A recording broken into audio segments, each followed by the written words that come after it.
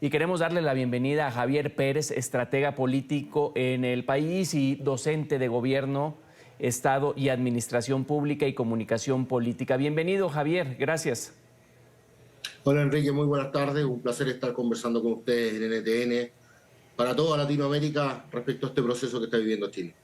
Bueno, apúnteme algo, por favor, de la plurinacionalidad que platicábamos con el invitado. ¿Cómo lo ve usted? ¿Se generan privilegios para estos pueblos o es una justicia que se debía? ¿Qué me apunta, por favor?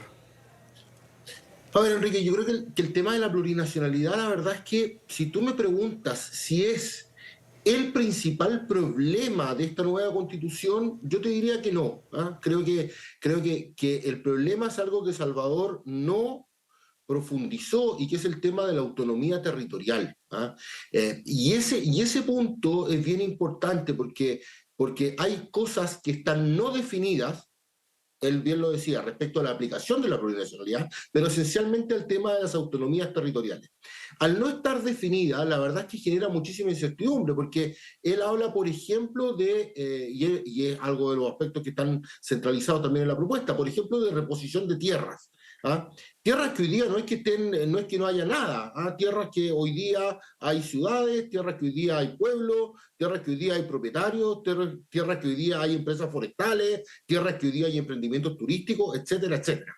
Y la verdad es que el tema de la plurinacionalidad, la verdad es que podemos discutirlo largamente. Chile, la verdad es que él hablaba de 28 pueblos, pero el porcentaje de población chilena que se declara miembro de una etnia indígena llega al 12%. Pero adicionalmente a eso, como te decía, que yo tiendo a pensar que hablar de un país plurinacional, donde uno de cada 10 chilenos se declara descendiente indígena, creo que ahí ya hay un tema. Pero más allá de eso, como te decía, el tema de las autonomías territoriales, la restitución de tierra y el sistema de justicia probablemente son dos asuntos que ahondan muchísimo más en esta percepción de que existiría una constitución indigenista o de privilegios, por decirlo de alguna forma. Javier, ¿el riesgo ahí cuál es, Javier? La verdad es que hay bastantes riesgos, porque el primer riesgo es que son tierras que hoy día tienen propietarios, en su gran mayoría. ¿Ah? Por lo tanto, lo que uno pensaría acá es que para que esto ocurra, debiera empezar el Estado de Chile un proceso de expropiación, ¿no? ¿Ah? Que debiera decir, oiga, yo necesito sacarle la tierra a ustedes para destituírselo a otros. Segundo, el tema de las autonomías territoriales dice relación con también una autonomía administrativa, por lo tanto tú debes tener en el fondo un funcionamiento acorde que te permita ser autosuficiente y no una carga para el Estado de Chile, porque si eres una carga para el Estado de Chile, aumenta el gasto público y al aumentar el gasto público, por supuesto que la plata que debe estar destinando para salud o para educación la estás dedicando en administración o en burocracia. Y en tercer término, lo que tiene que ver con el sistema de justicia, que es algo que quedó demasiado amplio. ¿Ah? Y ahí concuerdo con Salvador, efectivamente la amplitud que hay respecto a esto, la verdad es que hace que la construcción de las leyes, que es lo que viene después de un proceso de constitución, sea muy complejo desde el punto de vista de cómo aferrarlo a la institucionalidad actual. Y esto unido a un cuarto tema, que es un aspecto un poco más político y que se sale del texto, que es la situación de terrorismo que se vive en la Araucanía por parte de ciertos representantes del pueblo mapuche, y por lo tanto, esto también genera muchísima incertidumbre, porque uno dice, bueno, se van a crear autonomías territoriales en medio de un proceso de terrorismo en la zona, y por lo tanto ahí es donde se enredan muchas capas, Enrique, y por lo tanto eso genera muchísima incertidumbre en la población.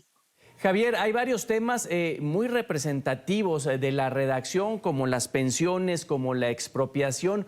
¿Por cuál crees que vote el grueso de la población? ¿Qué es lo que más le importa y conforme a ello va a dirigir su voto?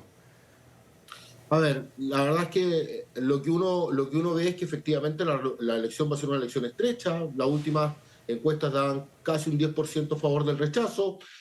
Hoy las que salieron ayer, que no pueden ser publicadas, pero que uno recibe de parte de la empresa encuestadora, hablan de 6 puntos de diferencia, las que salieron ayer por la noche y hoy por la mañana. Por lo tanto, uno tiende a pensar que va a ser una elección estrecha.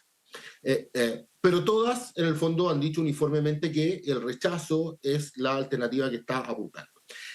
qué es lo que se está jugando aquí por un lado, Enrique? Se está jugando por un lado el miedo y la incertidumbre, esencialmente la gente que va a votar rechazo, el miedo al cambio, la incertidumbre a partir de este cambio, ¿qué es lo que viene para Chile? Chile lleva ya casi 2 años de inestabilidad social y política muy profunda a partir de lo que fue el estallido de octubre de 2019, y por lo tanto hay un elemento ahí que juega fuerte, miedo e incertidumbre. Y por el otro lado está el elemento de esperanza, por una parte, de que este cambio puede ser para mejor, asociado también a este elemento de rabia que fue este factor movilizador de muchos chilenos y esencialmente de los movimientos más violentos durante los últimos meses.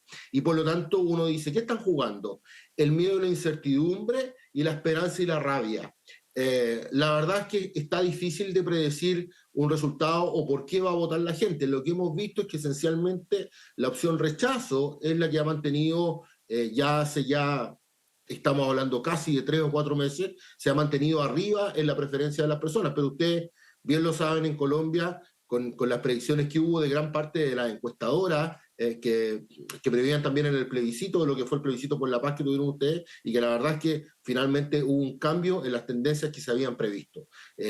Pero tendemos a pensar que eventualmente la opción rechazo hoy día debiera tener algún margen más de diferencia a su favor. Para ayudarnos a entender audiencias de otros países, dejar claro, el pueblo chileno sí quiere una transformación, ¿no? O sea, votó ya anteriormente por una nueva constitución. Lo que está en juego mañana es la redacción específica. Sí, a ver, la verdad es que hay algo que está relativamente claro, Enrique, y es que probablemente la Constitución del 80, como la conocemos, que es la Constitución de Pinochet, etcétera, etcétera, que tuvo muchas reformas con el presidente Ricardo Lagos, probablemente socialmente y políticamente está muerta. Porque los chilenos en el plebiscito de entrada ya dijeron que querían una nueva Constitución. Por lo tanto, está muy bien la precisión que tú haces. Esa decisión probablemente ya está tomada. Lo que pasa es que este texto, en el fondo, ahonda en ciertas materias, primero de una forma que toca valores esenciales de la sociedad chilena. La sociedad chilena es una sociedad pro propiedad privada, pro tradiciones, es una sociedad que todavía tiene hartos elementos de conservadurismo en su convicción. O sea, es una sociedad que valóricamente tiene ciertos principios que la verdad es que esta constitución, de una u otra forma, o esta propuesta constitucional, la verdad es que no convive con ellos. Y el segundo punto, y esto también es bien importante, y es lo que tú decías recién, efectivamente la gente quiere cambios sociales, efectivamente tenemos que pasar de una constitución con rol subsidiario, como lo decían ustedes al inicio de la nota, a una constitución de un Estado social de derechos. Probablemente eso no está en discusión. Lo que ha pasado es que la gente quiere una nueva constitución, pero este texto no le satisface del todo. Y lo que debiera pasar después es que ya el 5 de septiembre, con el resultado en la mano, se debiera ver cómo se inicia un nuevo proceso en el caso de que gane el rechazo, o cómo se hacen procesos ya de reforma en caso de que gane el apruebo. Lo que sí está claro, y también lo decía Salvador, es que el resultado va a ser estrecho y la opción que gane, la verdad es que solo va a representar un 50% del país, porque no va a representar otro 50%. Y eso sí, políticamente y socialmente, la verdad es que es muy malo. En general uno esperaría que las constituciones, cuando hay un proyecto de constitución, esas constituciones tuvieran un 70-75% de aprobación, porque eso te habla de una constitución que la gente en el fondo entiende como más general y suya. Y en este caso probablemente esos resultados no los vamos a tener, y por lo tanto Chile va a quedar con una grieta importante social y política que va a dividir a los que están por el apruebo y los que están por el rechazo. Pues estratega político Javier Pérez, muchísimas gracias por platicar con nosotros y bueno, estamos atentos que sea una jornada en paz. Enrique, muchísimas gracias, bueno, un fuerte abrazo y siempre a disposición de ustedes para poder conversar.